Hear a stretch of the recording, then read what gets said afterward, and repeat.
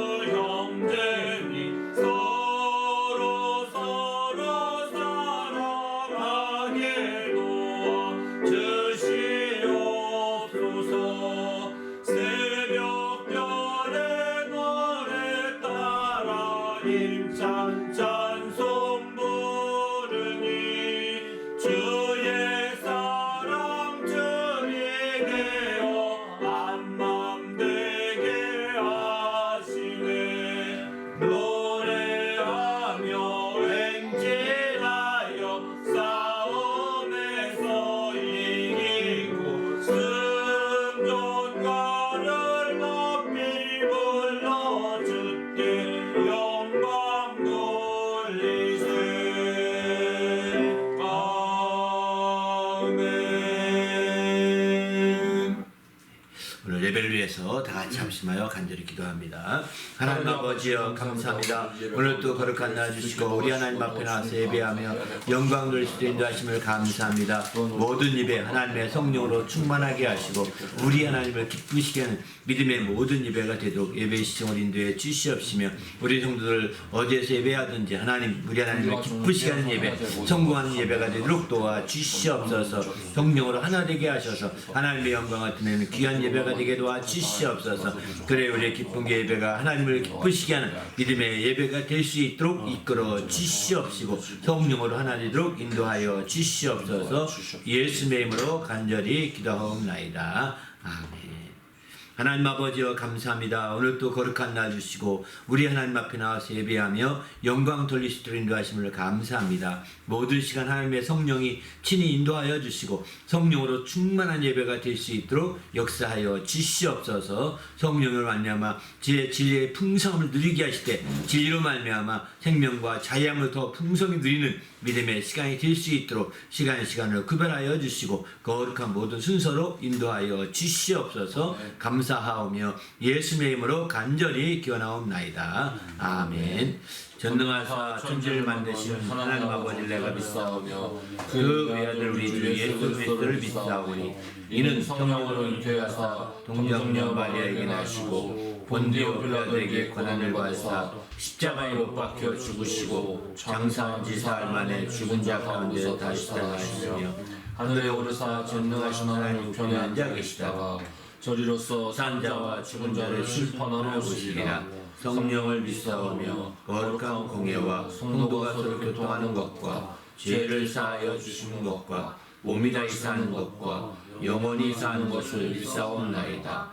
하늘에 계신 우리 아버지여, 이름이 거룩히 여김을 받으시오며 나라가 임하시오며 뜻이 하늘에서 이루어진 것 같이 땅에서도 이루어지이다. 오늘 우리에게 일용할 양식을 주시옵고 우리가 우리에게 죄 지은 자를 사하여 준 것 같이 우리 죄를 사하여 주시옵고 우리를 시험에 들게 하지 마시옵고 다만 악에서 구하시옵소서. 나라와 권세와 영광이 아버지께 영원히 있사옵나이다. 아멘.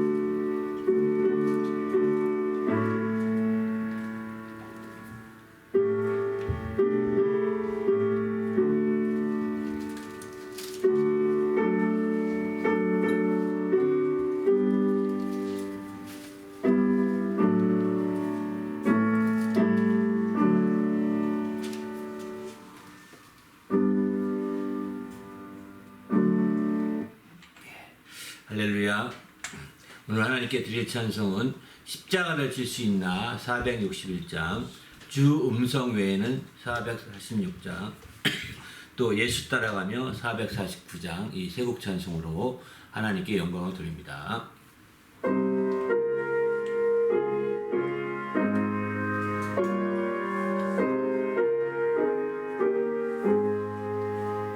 십자가를 질 수 있나 주가 물어보실 때 죽기까지 따르오니 성도 대답하였다.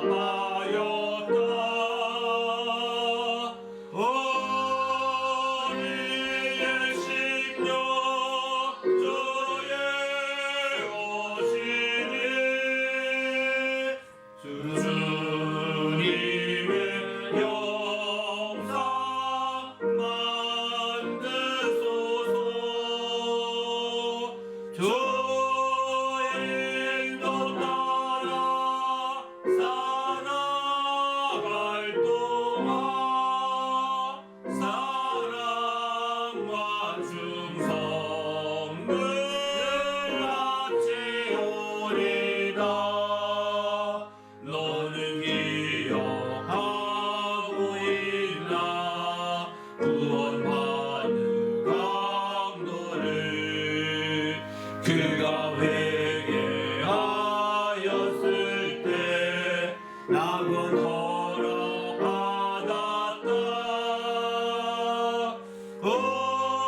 우리의 심령 주의 오시니 주님의 영상 만드소서. 주인도 따라 살아갈 동안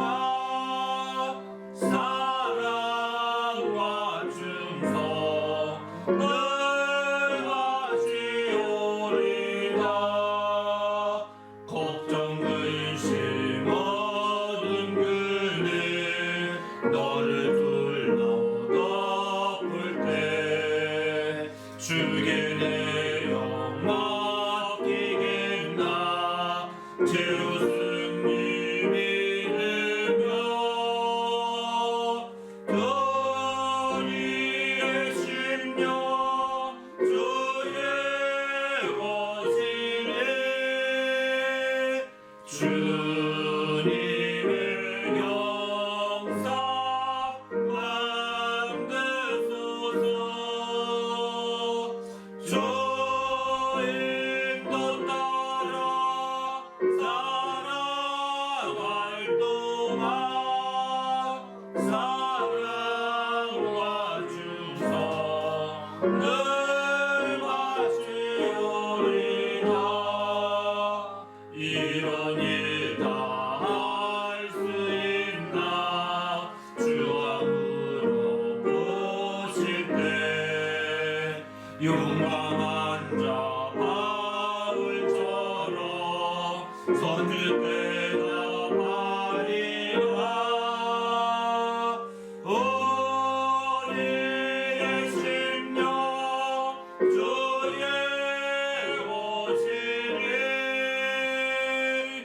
주님의 영상 많으소서. 저의 일로 따라 살아갈 동안 사랑과 충성 늘 바치오리다. 주 음성에는 참 기쁨 없도다. 날 사랑하신 주 늘 계시옵소서. 기쁘고 기쁘도다. 항상 기쁘도다. 나 주께 왔사오니 복 주옵소서. 나 주께 왔으니 복 주시옵소서. 주 함께 계시며 근시엄이기네. 기쁘고 기쁘도다. 항상 기쁘도다. 나 주께 왔사오니 복 주옵소서. 주 떠나가시며 내 생명 없네. 기쁘나 슬플 때 늘 계시옵소서. 기쁘고 기쁘도다. 항상 기쁘도다. 나 주께 왔사오니 복 주옵소서.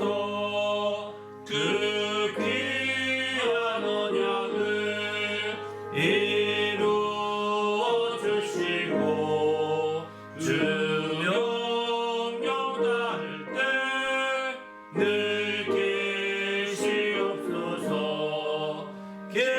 기쁘고 기쁘도다. 항상 기쁘도다. 나 주께 왔사오니 복 주옵소서.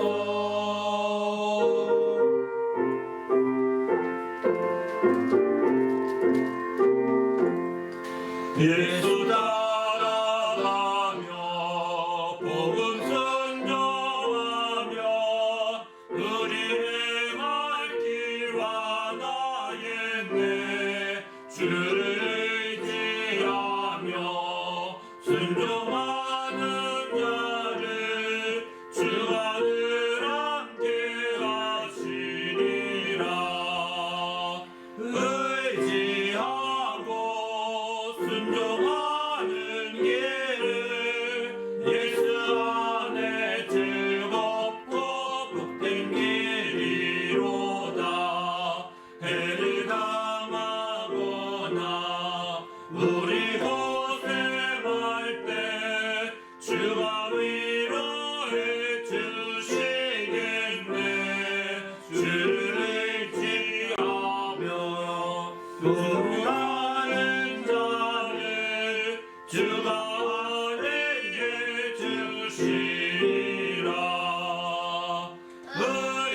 의지하고 순종하는 길을 예수 안에 즐겁고 복된 길이로다. 남의 짐을 지고 슬픔을 위로하며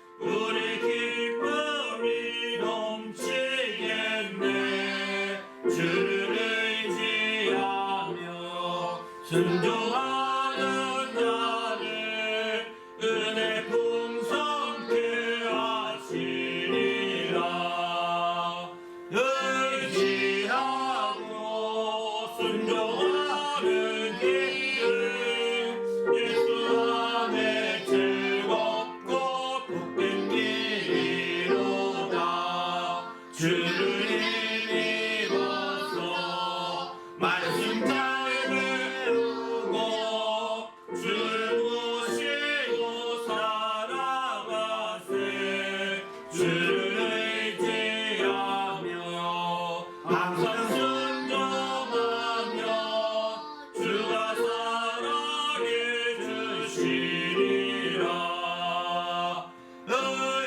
의지하고 순종하는 길을 예수 안에 즐겁고 복된 길이로다. 할렐루야. 함께 또 기도했던 하나님, 오늘 또 주의 은혜 가운데 풍성한 또 말씀으로 채워주시고 한 주간도 승리하시도록 인도해 달라고, 오늘은 순교함으로 하나님께 영광을 이란 제목의 말씀으로 나누게 됩니다.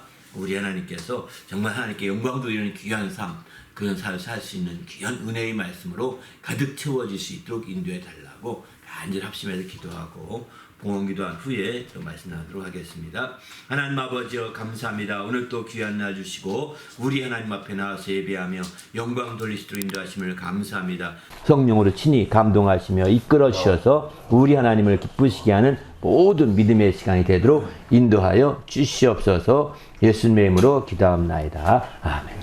하나님 아버지여 감사합니다. 오늘 또 거룩한 날 주시고 하나님 앞에 예배 드릴 수 있도록 인도하심을 감사합니다. 하나님 앞에 나올 때에 거룩한 믿음과 예물을 드리는 모든 믿음의 성도들 축복하여 주시고 그 심령과 가정 위에 주의 복과 은혜가 충만하도록 함께하여 주시옵소서. 또 이 믿음이 사용되는 곳곳마다 또 예물이 사용되는 곳곳마다 하나님의 큰 영광이 나타나게 하시고 주님의 크신 이름이 영화롭게 될 수 있도록 인도하여 주시옵소서. 오늘 또 주의 은혜 가운데 하나님 말씀이 우리 심령에 가득하게 하시고 그 말씀으로 또 한 주간도 승리하시는 귀한 믿음의 시간 되도록 성령으로 우리 모두를 감동하시고 충만케 인도하여 주시옵소서. 예수님의 이름으로 간절히 기도하옵나이다. 아멘. 예.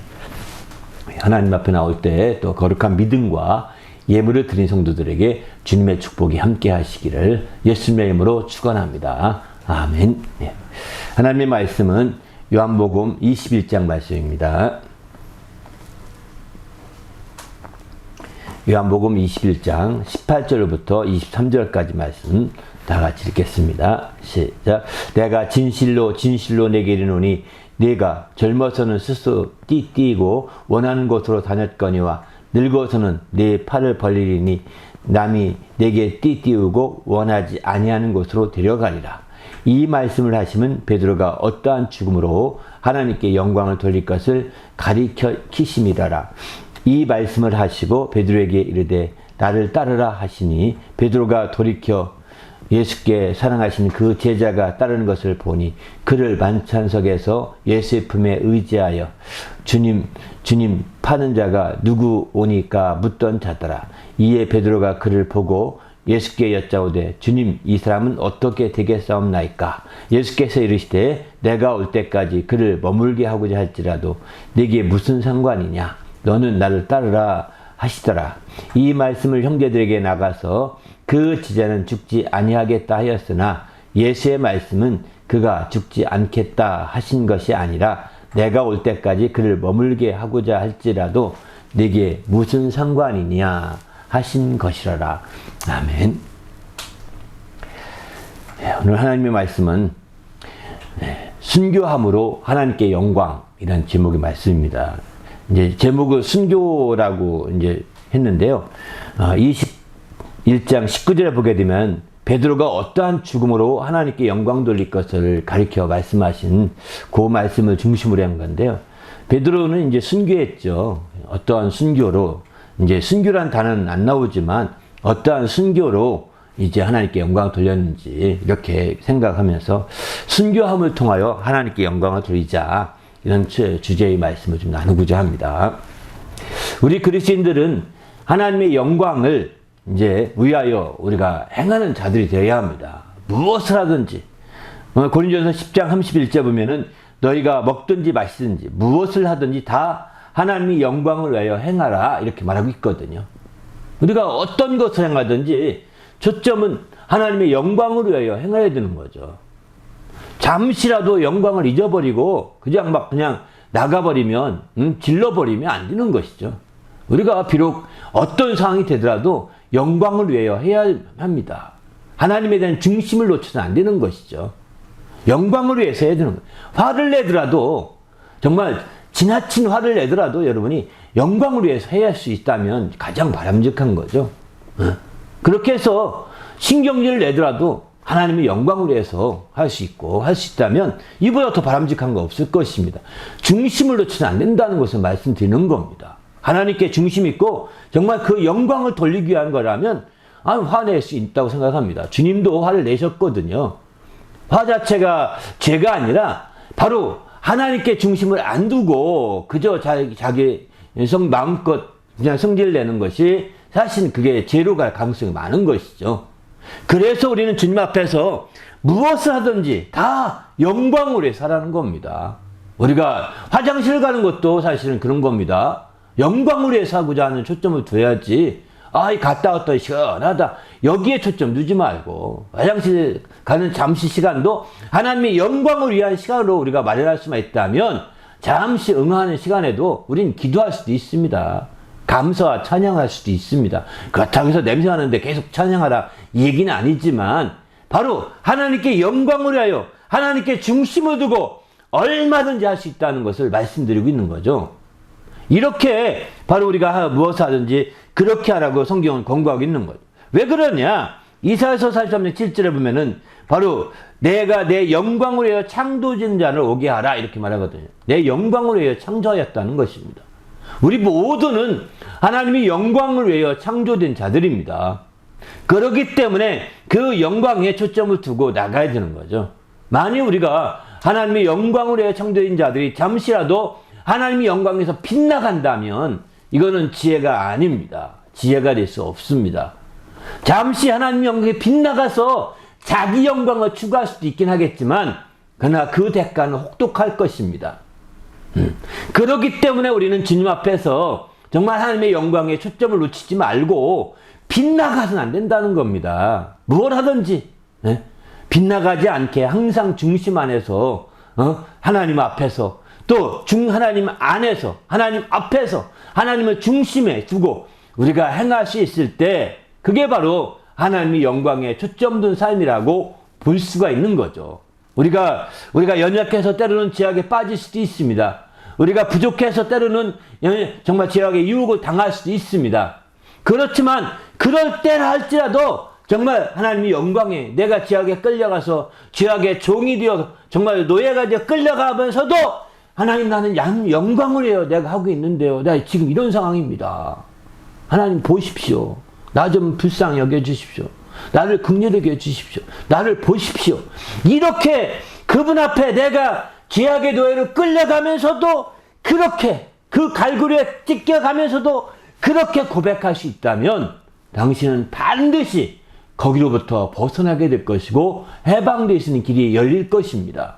그러나 우리는 이게 제 버린 몸인데 까짓거 하면서 이제 버린 몸인데 더 죄악을 이왕이 엎어진 김에 누워 잠이나 자다 가자고 한다면 안 되는 거라고요. 얼마나 많은 사람들이 한번 저질렀으니까 또 막 더 해보자 하는지 이루 말했었거든요. 이것은 조금도 하나님의 영광에 대한 관심이 없는 겁니다. 오직 자기 중심에 자기 영광을 추구하는 거거든요. 이렇게 자기 영광을 추구하는 자들은 작은 자기 영광에도 아주 막 모든 걸 다 걸려고 하는 사람들을 보게 됩니다. 안타깝죠. 그러기에 우리는 주님 앞에서 철저히 나의 영광보다는 내 영광이 무너지고 내 모든 것들이 다 무너지더라도 정말 주님의 영광에 초점 둔 삶을 산다면 이게 주님이 가장 원하는 그런 삶이요. 이게 바로 크리스찬이 아니겠습니까? 이게 참된 크리스찬이라고 성경은 이렇게 표현할 수 있는 거죠.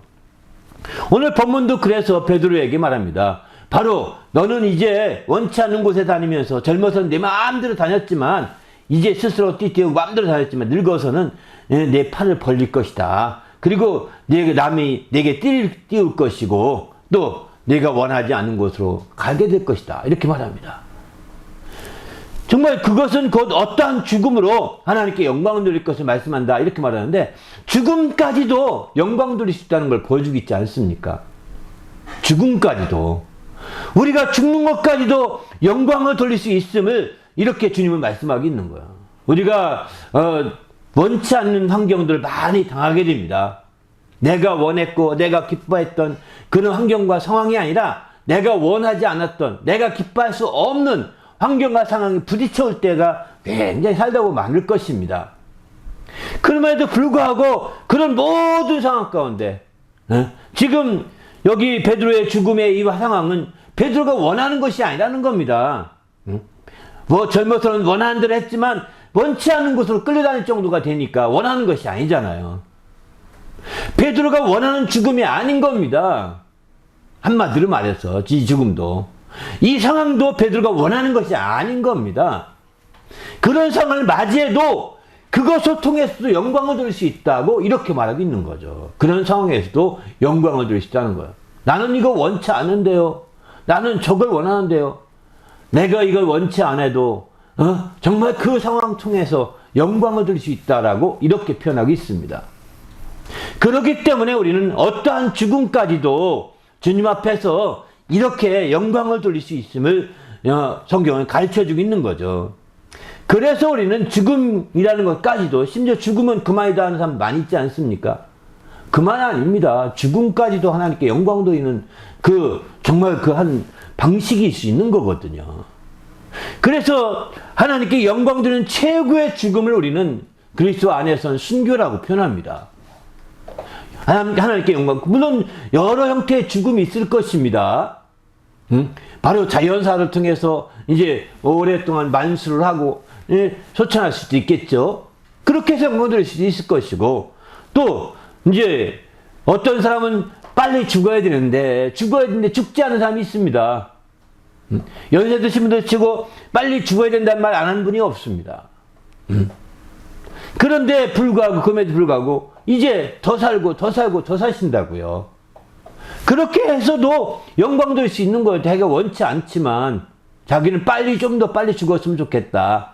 아무 고통이 없을 때 그냥 더 나이가 들어서 고통을 느끼고 어려움 느끼다가 이제 돌아가시는 것보다는 더 빨리 적당한 시기에 빨리 죽었으면 좋겠다. 이런 마음이 있지만 아니 그렇지 원하는 상황이 안 돼도 영광 돌릴 수 있는 거예요. 영광에 초점을 둬야지 자기의 초점 두니까 어떤 노인들은 쉽게 자살합니다. 조금 1년, 2년 더 살아봐도 뭐 하겠느냐? 에이, 죽자. 뭐, 죽으면 그만인데, 죽자. 이럽니다. 안타깝죠. 우리는 주님 안에서 우리가 적극적으로 깨어 있어야 되고요. 이렇게 정말 죽음이라 할지라도 하나님께 영광 돌리는 죽음이 돼야 되는 거지. 그저 자기의 임의로, 자기 스스로 생명을 단축하고 자기 스스로 임의로 행하게 되면 영광일 수가 없는 거죠. 비록 자기 뜻대로는 안 되더라도, 비록 자기 원대로는 안 되더라도 그분의 원대는 되고 있기 때문에 영광이 돌려줄 수 있는 거거든요. 자기 뜻대로는 안 되더라도 그분의 뜻대로는 되고 있기 때문에 영광을 돌릴 수 있다는 것입니다. 그렇기 때문에 우리는 이제 주님 앞에서 누가 순교를 그냥 기쁨으로 막 환영하는 사람도 있겠죠. 믿음 좋은 사람들은. 그러나 순교 자리 앞에서 항상 이렇게 죽음이라는 것을 문턱에 두고서는 항상 발이 주저주저 하는 것은 누구나 똑같은 마음입니다. 심지어는 하나님의 아들도 그랬습니다. 예수님도 죽음의 문턱을 앞두고서 이제 십자가의 죽음을 앞두고 고민하지 않습니까? 내가 죽음을 앞두고 침례받을 일이 있는데, 죽음을 침례로 비유하는데, 거긴 비유하기 있는데, 침례받을 일이 있는데, 바로 얼마나 답답한 너희가 아느냐. 막 이렇게까지 말씀하시거든요. 하나님의 아들도 죽음을 앞두고서 죽을 것 뻔히 아십니다. 또 아버지의 뜻도 그거란 것도 아십니다. 그럼에도 불구하고 답답해하고, 정말 마음에 안타까워하는 모습 보지 않습니다. 마지막 그가 겟세마네 동산에 기도할 때 그분은 어떻게 기도하십니까? 하나님, 할 수만 있으면 아버지 하나님이여, 정말 내 이 쓴 잔이 지나가기 원합니다. 이렇게 하지 않습니까? 이건 이렇게 죽고 싶지 않습니다. 이 얘기가 똑같은 표현이거든요. 그러나 내 원대로 마옵시고 아버지 원대로 되기 원합니다. 마지막은 받아들이는 거죠. 그러니까 죽음이라는 것은요, 어떤 형태의 죽음이라 하더라도, 할렐루야, 반갑습니다, 죽어야 돼. 이렇게 할 사람 생각보다 많지 않습니다. 하나님의 아들들이 고민하셨는데, 그렇게 설령 겉보기에는 그렇게 소리친다 하더라도, 그도 고민하고 있는 거예요. 그도 마음속에는 큰 고민이 있다는 사실을 아셔야 됩니다. 그냥 막 남들 없이 예수님보다 더 위대한 믿음을 가졌기 때문에 그러는 거 결코 아닙니다. 아니, 예수님보다 더 위대한 믿음을 가질 수 있겠어요, 사람이?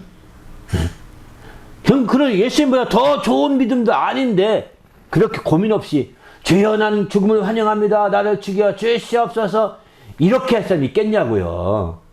말은 그렇게 한다 하더라도 그도 똑같이 고민이 있는 거죠. 그렇게 하기 전에. 그 전후상을 모르니까 우리는 한 자락만 보니까 지금 그렇게 말하는 것 뿐이죠.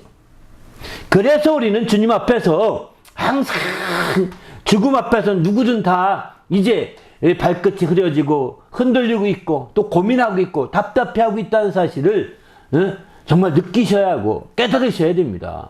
죽음뿐만 아니라 죽음이 가깝다고 느껴질수록 이러다 죽겠는데? 라고 깨닫는 순간에 고민이 된다는 사실을 우리가 고민될 때 그게 믿음 없는 것이 아닙니다.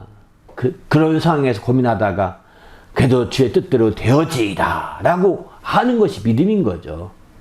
내 뜻대로 마옵시고 주의 뜻대로 되어지기 원합니다 라고 고백할 수 있고 그렇게 시인하고 나갈 수 있을 때 그게 참된 믿음이라고 볼 수 있는 거죠. 우리 모두도 이런 믿음과 이런 정말 놀라운 주의 정말 그 신앙을 가지시기를 예수님의 이름으로 부탁을 드립니다. 할렐루야. 그러면 순교가 이처럼 최고로 영광 돌리시는 하나님께 영광 드리는 한 방식인데 순교에 그러면 순교라는 것이 어떤 의미가 있느냐? 죽음이라는 게 여긴 죽음의 개념을 말씀하고자 함이 아니라 죽음이라는 것 자체가 어떤 의미가 있느냐? 요한복음 12장 24절 보게 되면 여긴 잘 알 수 있습니다. 이건 하늘의 미랄에 대한 비유거든요. 내가 진실로 얘기하노니 하늘의 밀이 땅에 떨어져 죽지 아니하면 하늘 그대로 있고 죽으면 많은 열매를 맺느니라. 죽음에는요 많은 열매를 맺게 하는 데 초점이 있다는 것입니다. 죽음에는 많은 열매를 맺게 하는데 그렇습니다. 이렇게 많은 열매를 맺는 데 초점이 있기 때문에 우리가 더욱더 이 부분에 대해서 진지하게 생각할 필요가 있는 거죠. 우리가 믿음 생활하면서 이렇게 정말 신앙 생활하면서 이렇게 그 죽음이라는 것 자체를 통해서 열매 맺기 위한 거라는 거예요. 여러분 한 분이 죽었습니다. 어떤 우리의 부모님이나 가까운 분이 돌아가셨어요. 그분의 죽기까지의 희생과 헌신이 여러분을 길러낸 거예요. 그분이 죽기까지의 헌신과 희생이 없다면 여러분들을 키워낼 수가 없는 거예요. 그들이 정말 아무 대가 없이 아무 것을 기대하지 않고 그렇게 아무것도 안 해줘도 그런 헌신이 있었던 거예요. 어떤 사람들은 왜 날 태어나게 했냐고 하는 사람도 있습니다. 왜 날 태어나게 해서 이렇게 어렵게 고생하냐. 그분들이 없다면 당신은 지금 고생이라고 느낄지 모르지만 당신 삶 전체가 그렇게 고생이 아닐 수 있어요. 그렇게 지금으로 모든 사람이 앞으로 30년이 다 똑같을 것이다. 이렇게 생각하는 것은 그야말로 자기를 지나치게 아주 무시하는 것고요. 아주 자기를 지나치게 멸시하는 것입니다. 자신의 삶에 지금 있기까지 여러분의 부모님이 아무것도 태어나는 것만 해줬다 하더라도 부모님의 살과 피를 당신이 공급해 주신 거예요. 그분의 뼛속에 칼슘을 다 빼서 당신이 다 준 거고 그분 속에 있는 모든 걸 다 당신 영양분 다 빼서 준 거예요. 이렇게 해서 우리의 살과 뼈가 조성됐고 이렇게 해서 오늘날 태어나게 되어서 지금까지 살아온 거죠. 물론 지금까지 살아서 이제 고아처럼 안 살고 부모님의 사랑 속에 산다면 더 많은 희생과 헌신이 뒷받침됐겠지만 그렇지 않다 하더라도 희생과 헌신은 피할 수가 없는 것입니다. 그런 것들을 바탕으로 내가 존재했는데 내 몸뚱이 하나만 생각하고 지금 현재 하나만 생각하고 모든 걸 쉽게 판단하는 것은 지혜가 될 수가 없는 거죠. 그래서 우리는 순교라는 것 자체가 죽음이라는 것 자체가 죽음으로만 봐서 아니라 다 이런 거예요. 저희 할머니가 돌아가실 때 제 친할머니죠. 아버님이 이제 돌아가시기 직전 이제 숨만 이렇게 하실 때 제가 임종이라고 뭐 말도 못 하셨어요. 그 상태에서 이제 할머니 갔는데 할머니가 그 상태더라고요. 그렇게 하고서 이제 추석 다시 학교 갔는데 돌아가셨다가 다시 갔는데 이제 그때 가서 인사하는데 아버님이 거기 지키고 계셨어요. 그때 아버님이 얘기를 하시더라고. 저희 아버님이 말씀하시기를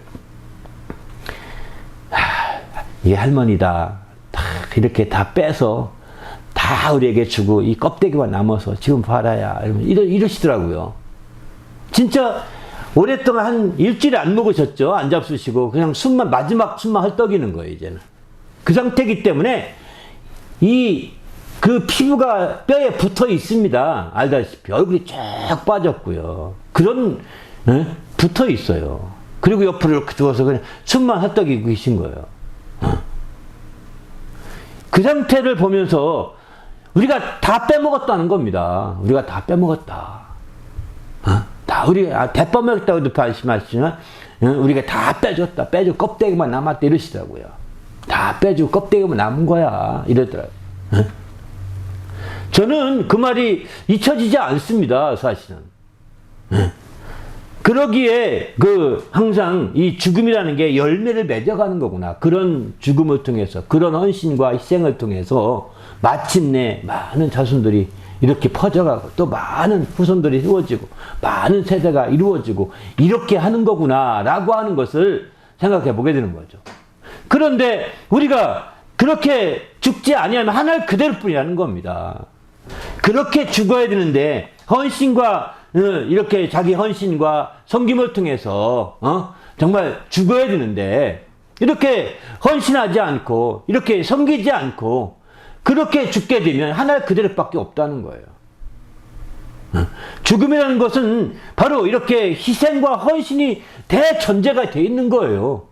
죽음 한순간, 죽음이라는 건 어떤 순간 한순간이지만 한순간이 아니라 죽음이 그 전부터 이어져 온 겁니다. 희생과 헌신이라는 것들, 섬김이라는 것들이 이어져 온 거예요. 마지막 순간이 죽음인 것 뿐이죠. 그런데 이렇게 희생과 헌신과 섬김이 뒤따르지 않는 그런 상황이 된다면 하나를 그대로밖에 없다는 겁니다. 요즘에 많은 분들을 젊은 사람들 보면 이런 희생하려고 하지 않잖아요. 내가 왜 이렇게 대학 공부하고 학위 받아가지고 왜 자녀 때문에 내가 다 신세 망쳐? 이런다니까요. 왜 자녀 때문에 내가 신세 망치지? 뭐 아무것도 다 그렇게 애쓴 거 다 무의로 돌려보내나? 그럴 수 없다는 거. 그래서 열심히 또 자기 공부한 거 실력 발휘하려다 보니까 애기 못 갔죠. 결혼도 못 하죠. 애기도 못 갔죠. 늦게 결혼하고 못 갔습니다.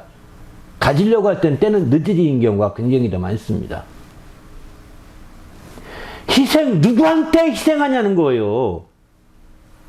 자기가 당대 다 따먹으려고 하는 거예요, 사실은. 당대에 모든 걸 다 열매를 따먹으려고 하는 거예요. 그렇게 그 위에 조상들의 희생과 헌신을 통하여 길러줬건만 그 모든 걸 다 잊어버리고 자기 혼자 다 따먹으려고 하는 겁니다. 그거 망하는 길이에요. 그게 망하는 길이라고 말하고 있는 거죠. 우리는 누군가를 또 희생해야 되는 겁니다. 그런 사람이 좋아요. 결혼 안 할 수도 있어요. 늦게 할 수도 있고 안 할 수도 있어요. 아기 안 낳을 수도 있어요. 그것까지는 괜찮아요. 그런데 누군가를 희생합니까? 그 사람이. 자기가 즐기기 위해서 안 하는 거라는 거예요. 다 똑같이 그렇게 말합니다. 그들은. 내가 왜 고생해요? 고생인데 왜 해요? 당신이 고생을 누군가를 위해서 해야 된다는 겁니다. 다른 고아들을 위해서 당신이 고생을 하든가 다른 정말 영혼들을 섬기려고 막 더 헌신과 희생을 하든가 당신이 비록 자녀들을 위해서 희생과 헌신하지 않더라도 다른 성도들을 위해서 희생하고 헌신하든가 다른 이웃을 위해서 희생하고 헌신하든가 이게 분명히 설정이 되어야 당신의 죽음이 많은 열매를 맺을 수 있는 것이죠. 당신은 혼자서 다 좋은 거 다 빼먹고 짠물, 뜬물, 단물 다 빼먹고 나중에 혼자서 그냥 난 몰라 하고 자살할 겁니까? 멸망인 거예요. 이게 다 자살행위가 똑같은 거거든요. 스스로 잘라먹는 거라니까요.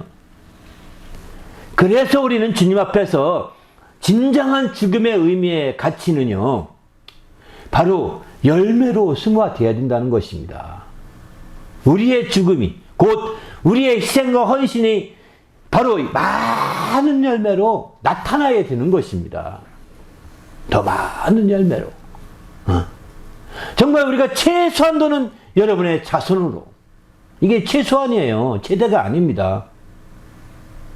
최소한으로는 여러분의 자손으로라도 나타내야 되고, 그것이 커져서 여러분의 이웃에게로, 또 여러분의 주위의 사람들에게로, 더 많은 범위에서 영향을 끼쳐서 이런 희생과 헌신이 많은 열매로 나타날 때 이 사람의 죽음을 정말 많은 사람들이 칭찬하는 거죠.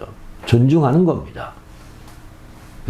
이런 죽음을 사실은 이제 주님은 바로 바라보고 있는 것이죠. 순교라는 것은 그때의 대상이 더 많은 성도들을 위해서, 더 많은 이웃들을 위해서, 더 나아가서는 하나님을 위해서 죽는 것을 순교라고 부르는 것이죠.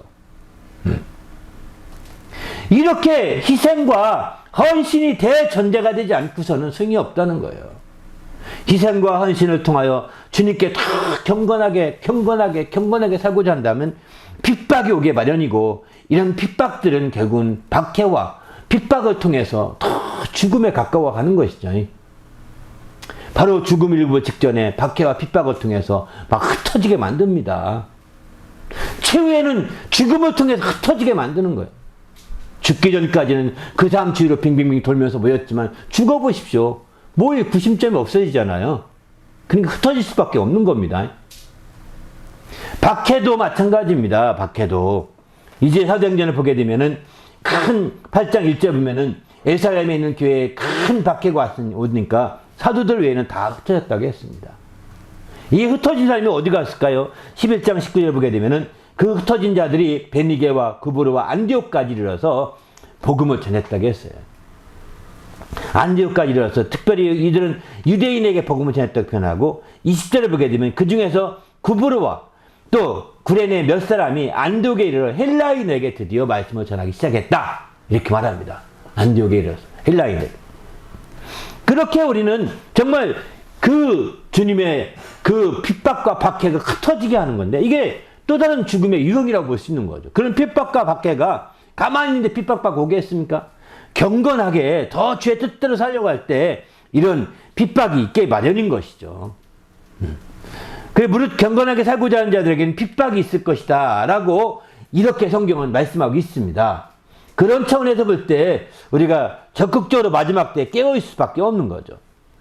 그러면 여기서 우리가 생각해 볼 때 바로 이제 오늘날의 시대는 박해 시대가 아닙니다. 그러니까 순교라는 게 제대로, 순교 중에 대표적인 순교가 목배임 받는다. 요한계시록은 그렇게 표현하거든요. 목배임 받을 기회가 많지가 않죠. 오늘날에 와서는. 그러면 오늘날은 어떻게 우리가 행하여야 합당하느냐? 순교의 마음과 순교의 각오로 행해야 된다는 겁니다. 순교는 비록 당하지 않을지라도, 왜 순교하는 경우가 거의 많지 않잖아요. 순교한 경우가 거의 많지 않다 보니까 이제 알다시피 순교할 마음과 각오를 해야 되는 거죠. 그래서 마태복음 10장 39절 보게 되면은 누구든지 나를 위하여 자기 목숨을 잃는 자는 얻으리라 이렇게 말합니다. 또 마가복음 16장 26절 이하에 보면 또 누구든지 나를 위하여 제 목숨을 잃으면 찾으리라. 제 목숨을 잃으면 찾는다는 겁니다. 25절에 보면은 또 누구든지 누가복음 10장 33절 보면 자기 목숨을 보존하고자 하는 자는 잃을 것이지만 잃고자 하는 자는 살리라 이렇게 표현합니다. 그러니까 이제 이렇게 정말 이 자기 목숨을 잃고자 이게 잃은 건 아닙니다. 잃고자 하는 것이 순교의 마음이요. 잃고자 하는 것이 순교의 각오인 거죠. 어떤 일 하더라도 목숨 하나 아끼지 아니하고 잃고자 하는 것, 이게 순교의 마음이요, 순교의 각오입니다.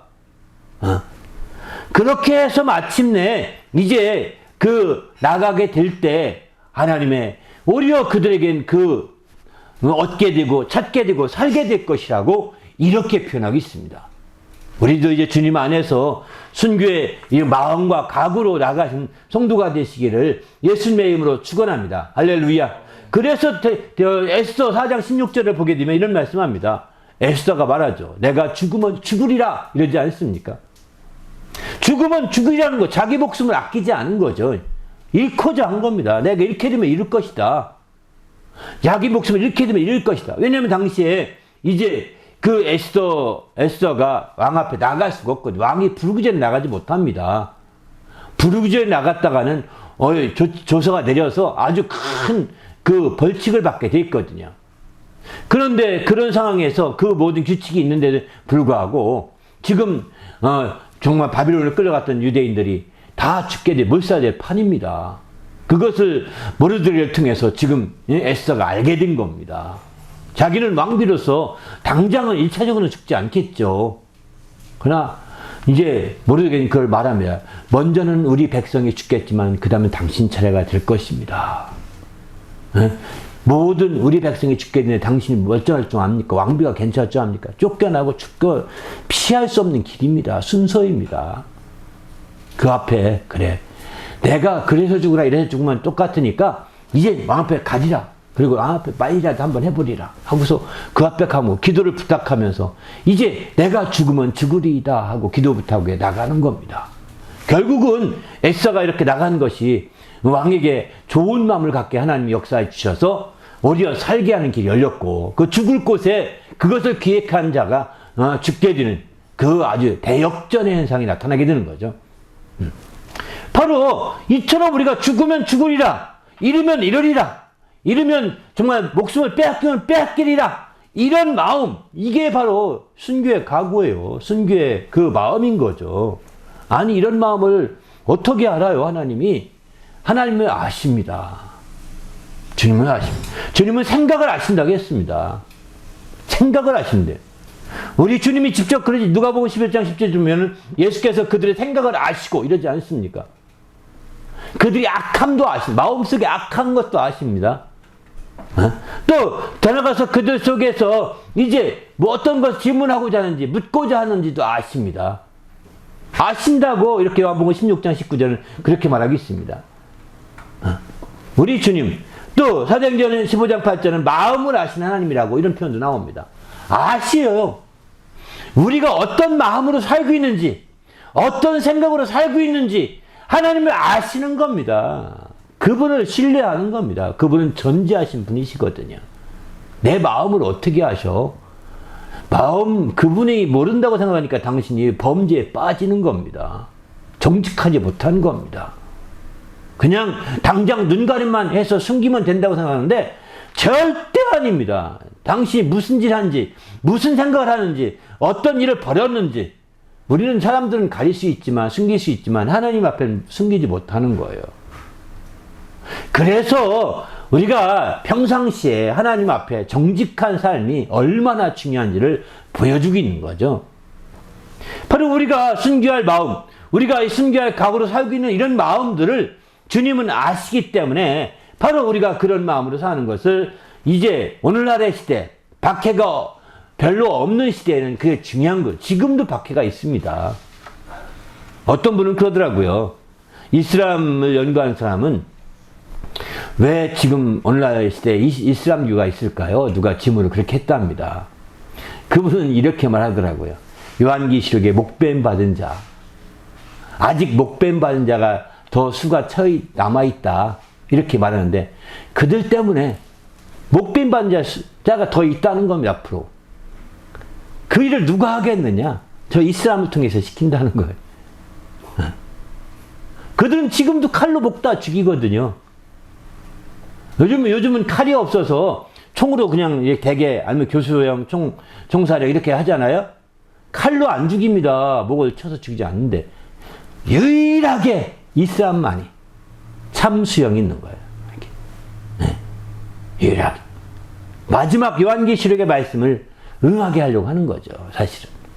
그렇다라고 그렇게 얘기하더라고요. 그냥 들으면서 그럴 수도 있겠다. 왜 저런 참 한 손에 칼을 한 손에 코란을 들고서 왜 저렇게 설치는 자들을 내버려 두시지, 이렇게 생각하면서 이해가 안 갔거든요.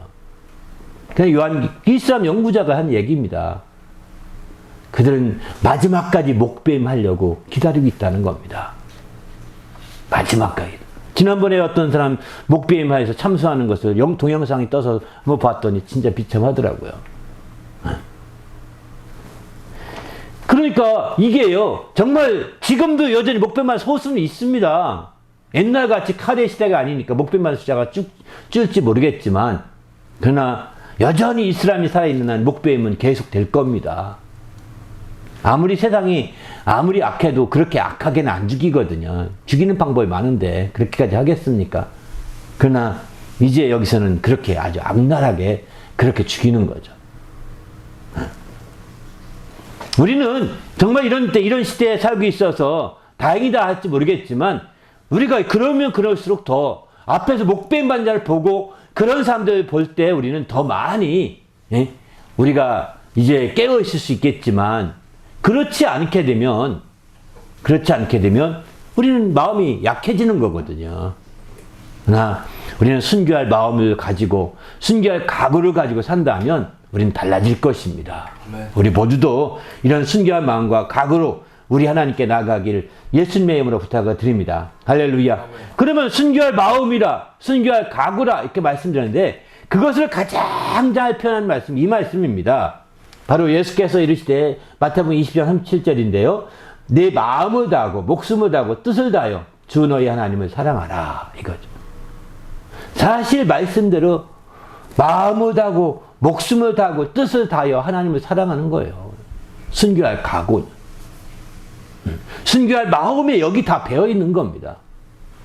마음을 다하든 목숨을 다하든 뜻을 다하든, 또 누가복음에서는 이게 하나 더 말해서 힘을 다하여, 마음을 다하고 목숨을 다하고 힘을 다하고 뜻을 다하여, 힘을 다하여 하나 더 들어가 있거든요. 누가복음 10장 27절에서는 힘을 다하여, 네 가지를 얘기하고 있습니다. 예수님께서는 직접 언급할 때 이렇게 하고 있는데, 어느 것 하나만 다해도 순교하게 됩니다. 목숨만 다하는 게 우리는 순교가 아닙니다. 주님에 대해서 목숨을 바쳐서 목숨이 끊어질 때까지 하는 게 다하는 거겠죠? 그것만이 순교가 아니라 마음을 다하는 것도 순교입니다. 힘을 다 해보시면 목숨이 끝나죠. 마음을 다 해보십시오. 진짜 숨이 멎습니다. 뜻을 다 해보십시오. 이게 순교라고요. 다른 순교를 거창하게 순교다라고 이렇게 표현하니까 대단해 보이지만, 우리는 마음을 다하고 힘을 다하고 목숨을 다하고 뜻을 다한다는 이런 표현들은 그냥 아무렇지 않게 그냥 쉽게 생각합니다. 사실 이렇게 하는 것이 순교의 지름길인 거죠. 우리가 어디에 있든지 마음을 다하고 뜻을 다하고 힘을 다하여 순교하는 성도가 되시기를 예수님의 이름으로 부탁을 드립니다. 할렐루야. 그래서 우리가 적극적으로 마지막 때 시대에는 이렇게 마음을 다하고 힘을 다하고 성품을 다하고, 또 여호수아서는 성품을 다한다는 표현도 하고 있는데, 성품을 다하여서 이렇게까지 해야 되는 거죠.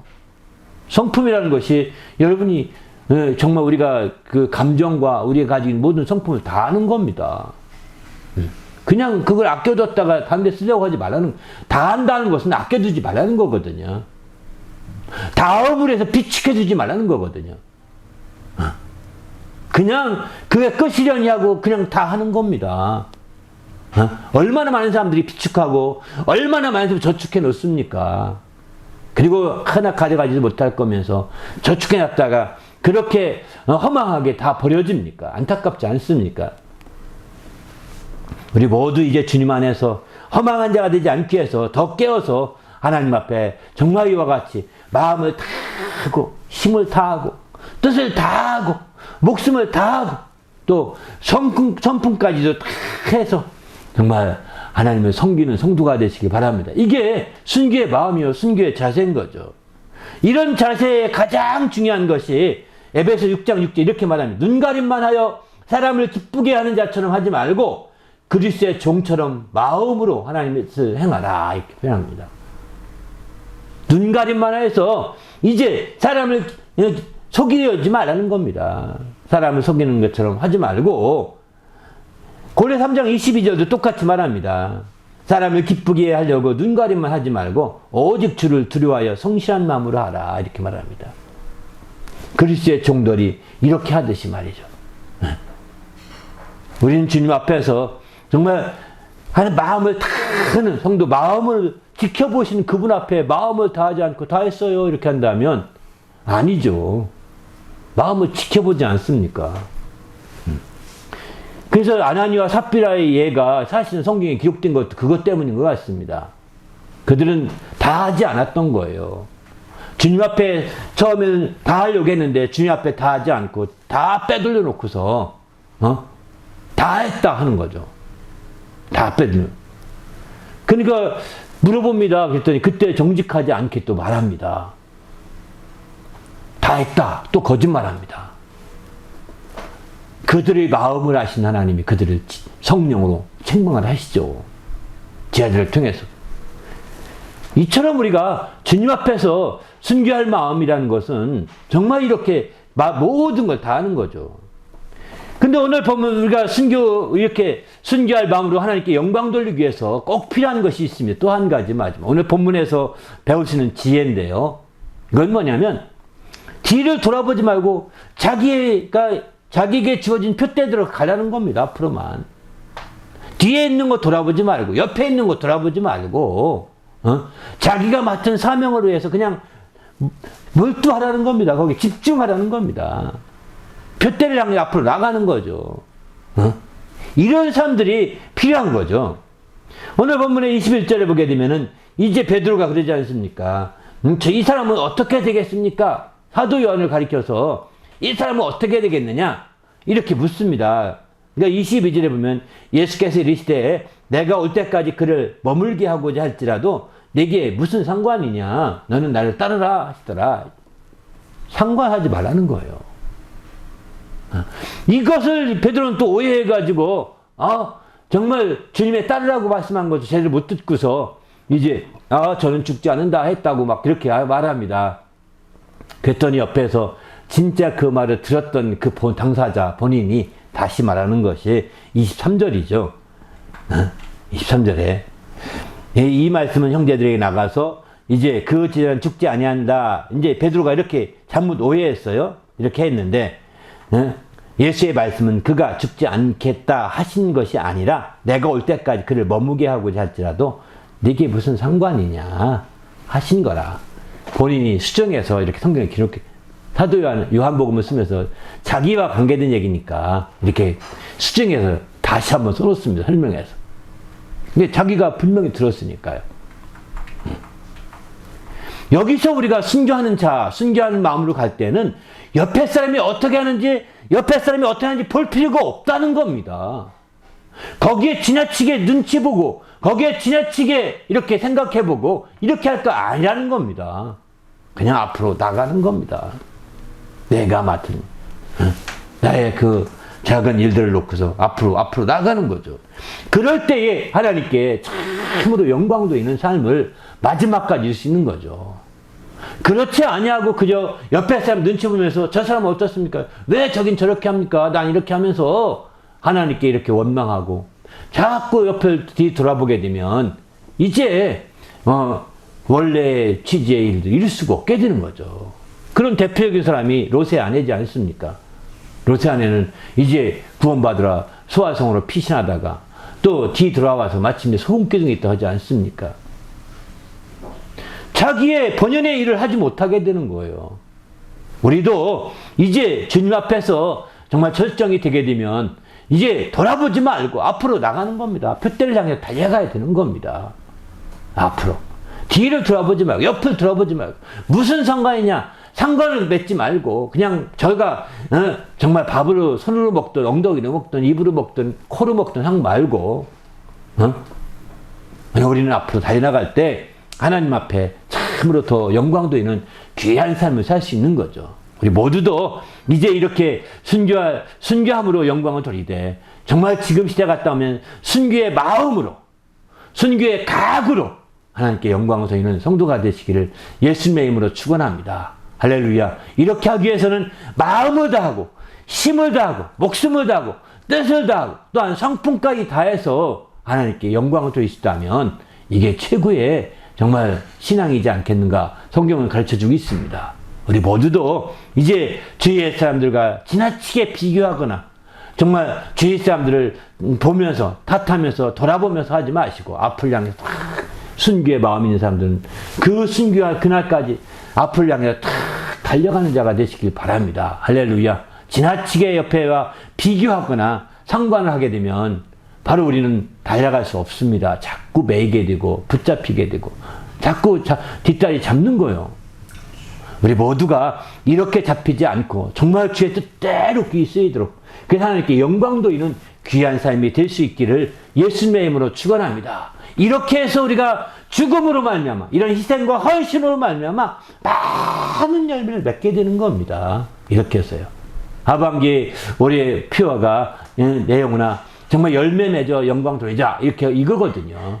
이 하반기 열매에 대한 초점을 두고 있는데 이처럼 우리가 철저하게 순교를 통해서 희생과 헌신과 죽음을 통하여 열매를 맺어서 하나님께 영광도 있는 귀한 성도가 되시기를 예수님의 이름으로 축원합니다. 할렐루야. 함께 오늘 말씀 생각하며 기도할 때 내가 철저히 순교의 각오와 순교의 마음으로 모든 걸 다해서 이렇게 영광 돌리되 특별히 열매에서 더욱더 영광 되는 하방이가 되게 해달라고 간절히 합심해서 기도하겠습니다. 하나님 아버지여 감사합니다. 주께서 함께 하시고 인도해 주셔서 하나님의 이름으로 높이는 믿음의 모든 성도가 될 수 있도록 거룩한 아버지 이끌어 주시며 함께하여 주시옵소서. 성령으로 충만하여 주님의 큰 영광을 드리며 아버지 이름을 높이는 귀한 삶이 될 수 있도록 이끌어 주시옵소서. 지혜로 충만하게 도와주시옵시며 주님 영화롭게 하기에 조금도 부족함이 없도록 인도하시며 함께하여 주시옵소서. 성령으로 충만하여 주의 일들을 감당하게 하시고 우리 하나님을 기쁘시게 하이되 귀 쓰이도록 이끌어 주시옵소서.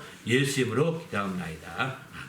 하나님 아버지여 감사합니다. 오늘도 거룩한 날 주시고 우리 하나님 앞에 나와서 아버지 하나님 정말 순교의 마음과 각오로 말미암아 희생과 헌신을 통하여 우리 하나님께 영광 돌리기로 결심하고 들어가는 성도들을 축복하여 주시옵소서. 그래서 하나님을 기쁘시게 하며 이런 희생과 헌신과 또 그로 말미암아 순교하기까지 하여서 열매 맺고자 하는 간절한 마음이 있사오니 그리하여 우리 하나님을 기쁘시게 하는 정말 성도들 기억하여 주시고 또 그 모든 기도가 상달되어 하나님의 뜻을 이루는 귀한 역사 있게 도와 주시옵소서. 이를 위해서 마음을 다하게 하시고 또 목숨을 다하게 하시고 힘을 다하는 뜻을 다하는 또 성품까지 다하는 귀한 삶을 살 수 있도록 이끌어 주시옵소서. 예수님의 이름으로 간절히 기도하옵나이다. 아멘.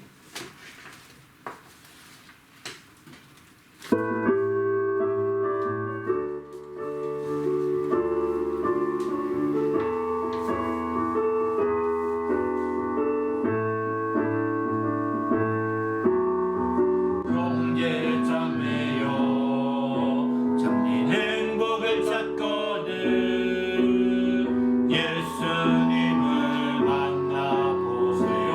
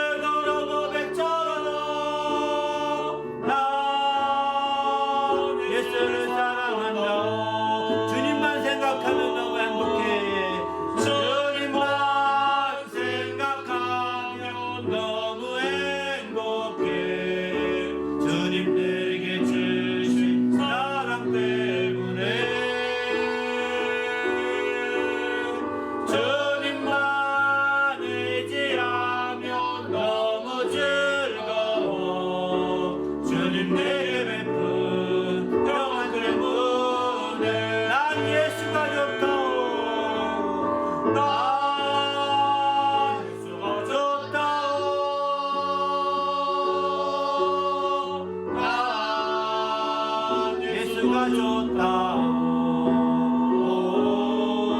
주를 사랑한다도 내주려고 백처럼 나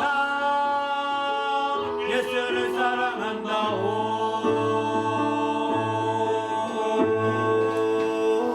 할렐루야. 기도하십시다.